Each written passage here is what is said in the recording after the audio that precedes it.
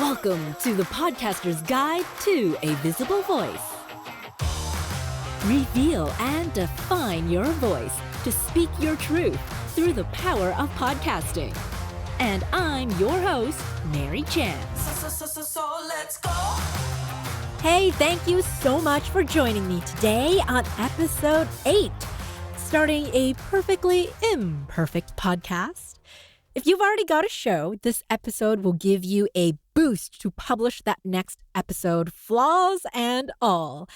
But if you haven't started a podcast yet, this is the episode for you.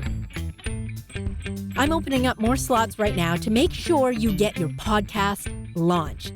If you've been thinking about starting a podcast for some time now, this is the time to do it.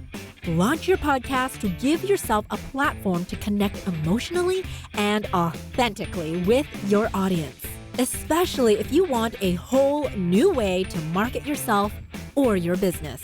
Starting a podcast begins with all the same similar questions. You might be thinking, what mic should I buy? How do I set up a podcast? How do I get on Apple Podcasts, Spotify, Google, all the places? And if you want to have guests, how do you record them, especially online? What's the best way to sound good?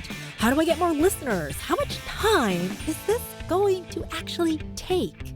You are not alone. All new podcasters thinking about getting into the space have these same questions and more. So stop the overwhelming, endless research on what to do because some of that information is now outdated. I've done the research for you, created a blueprint so we can work together through my 12-week program to have your podcast launched before the end of the year. How does that sound? If you'd like to know more, head over to my website at organizesound.ca to schedule a time with me for a complimentary 30-minute strategy session. And we can talk all about it and how to get your idea of a podcast out into the world for everyone to hear. And one of the reasons I hear why podcasters don't start their own show is because they don't think it's good enough. But what does that really mean? Good enough for who? Good enough for what? And why are you waiting for things to be perfect to publish an episode or even start a podcast? If you're waiting for perfection, you'll never get it done. Podcasting is about the journey and the practice of doing through imperfection. Starting a perfectly imperfect podcast or episode means you accept your flaws.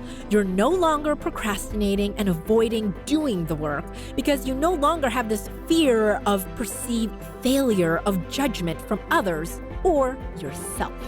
But let's take a step back. Why are you attempting perfectionism? Who are you setting up these high standards for? And who are you seeking approval from? Why are you comparing yourself to others? Mentally strong podcasters don't aim for perfection. You'll never reach that bar because what is your idea of perfectionism?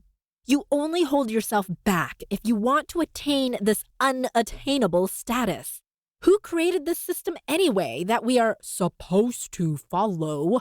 I am using air quotes there, if you couldn't tell. Who says there's only one way to create a podcast?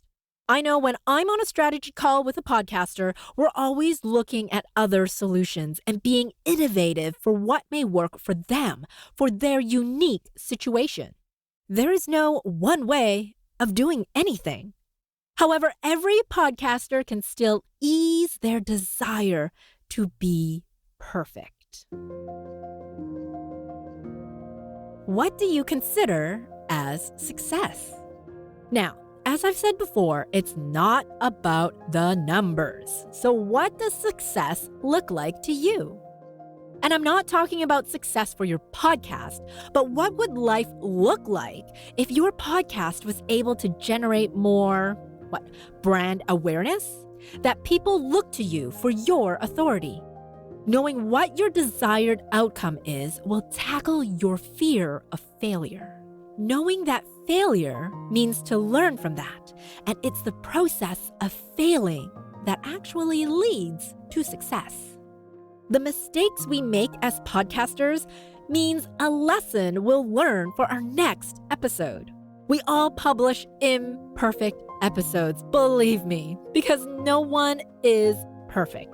If we wanted to publish perfect episodes, there wouldn't be very many podcasts to listen to at all. I'd even dare to say none. As I said, there's no one way to do things. Even I'll admit, every episode on my podcast isn't meant to be a solution for everyone. Take what you learn and apply it to your show. Then sit back and look at the bigger picture. Review your past episodes. What worked? What didn't? Tweak what didn't work and focus on what did. Then repeat that. For example, I say all the time, standing is better for your breathing to be able to speak more fluidly with your breath. But I get it. Your situation might not be able to fit that need. In order for you to podcast, you need to be sitting at your desk because that's where your mic is. Cool, do that if that's your situation.